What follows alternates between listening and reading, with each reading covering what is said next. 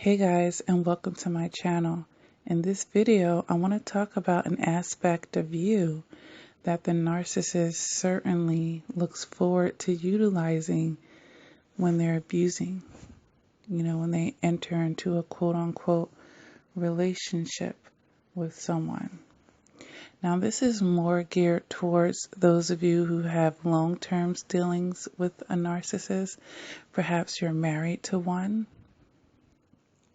Perhaps it's a family member, like mother and child, father and child, or someone in your immediate family that has grown up in the same household with you. A long-term, quote-unquote friend. I'm sure you're finding out how much of a friend they aren't.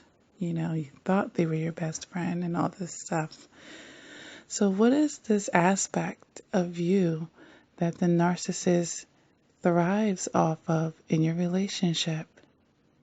And that's you being familiar. So let me explain what I mean by that. The narcissist does things to you based off of them feeling as though they understand you. They understand what makes you tick. They understand what you're really longing for, even if they don't want to give it to you. Long term anyway, even if they're just perceiving that they're going to give it to you in the love bomb phase, knowing that they're going to snatch it back. But they have to find out what that is so that they could even present it to you, right? When they're mirroring you, that's what they're doing. They're taking what they've perceived about you, what you care about, what bothers you, what makes you happy, and they've taken in your mannerisms, like they're real mechanical like that. They're watching how you behave. They're watching how you react to things. And this is what they're using. So when a person becomes very familiar, they also become predictable. And once the person becomes predictable, the narcissist can gauge more than not what you will probably do, what you will less likely do. So when they have that type of understanding of you, they can certainly, utilize that to set you up for whatever they're trying to set you up to get, supply-wise. So what can you do with that information and knowing how much they rely on their supply being predictable, their supply being familiar? Become unpredictable. Don't wear your emotions on your sleeve. Don't say everything that you think out loud. Don't do what you think they think you're going to do. Start becoming unpredictable. Because once the narcissist can't figure you out anymore, even if they used to, once they start feeling like, I'm not sure if I take this approach, it's going to work. I'm not, they start feeling uncertain about you as a supply because they just can't put their finger on you anymore. They're not sure who you've become now.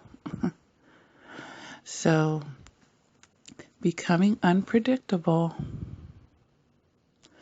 is a way to keep that upper hand, is a way to switch the tables of control. Because now they can't be going ahead in the process because they're really not sure. So it's going to throw them off in being able to plot on you because they're really not certain at that point. So I want to make this video just to say, If you've just been, because we're all creatures of habit, generally speaking. But if you can learn to be unpredictable with this narcissist, for those of you that are dealing with them long term, for whatever reason, you're going to maintain an upper hand and you're going to severely minimize their attacks and approaches upon your life because you're unpredictable. They're not sure how to approach you. So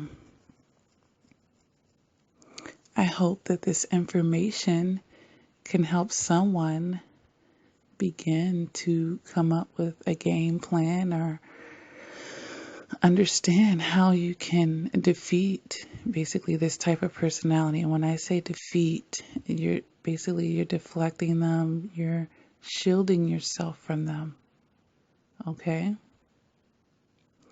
So yes, they bank on being able to read you. They bank on basically thinking, oh, I know you like the back of my hand. I know what makes you tick. I know your desires. I know your weaknesses. I know your strengths. Perhaps. But sometimes they get it wrong too, honestly, because they take kindness for weakness. And then they'll find out when they bump into certain people that they try to make us apply that, oh, yeah, she was kind. There's a lion inside of her, and I crossed the line. She's not as weak as I thought. I think I'll put my tail between my legs and go that way now. Trust me, they get it wrong. Just because their general perception of kindness being a weakness, they get it wrong. But either way, just something for you to think about. If you are too familiar, or if you are familiar to them at all, you're making yourself prone to further abuse and for them to be sitting and plotting on you because they're going to go off of your familiarity. Okay? So if this video resonates with you, go ahead and hit the like button. If you haven't done so already, please feel free to subscribe to my channel. I do upload videos quite frequently, guys. I'm having more requests about doing live videos, and I will soon be doing them a lot more frequently. Right now, I've been doing them once a week. So I'm going to be ramping that up, probably starting next week, doing more live videos. So bear with me on that. But, for this week, it may just still be the one time. But I think, like I said, starting next week. And if any of you are interested in coaching, that's one-on-one. It's a great investment in yourself. If there's aspects of your specific situation that's just baffling your mind, you can't understand why they did this or that, you need help identifying and working on your shadow work, hey, I'm here. I do Skype, I do FaceTime, I do phone calls, and I do emails. Go to LakiaCrawford.com and you can see all my services. And then you just email CoachLakia@gmail.com and we'll get you set up. I have books, guys, on Amazon and Barnes & Nobles to help you in your healing process and to help you with your shadow work as well. Okay, I do recommend that you read them in order. That would be the X Factor Volume 1 first, then the X Factor Volume 2 next, The Beauty of the Eye. And for those of you that have been sexually abused, I did write a book called Silent Tears, From Survivor to Survivor.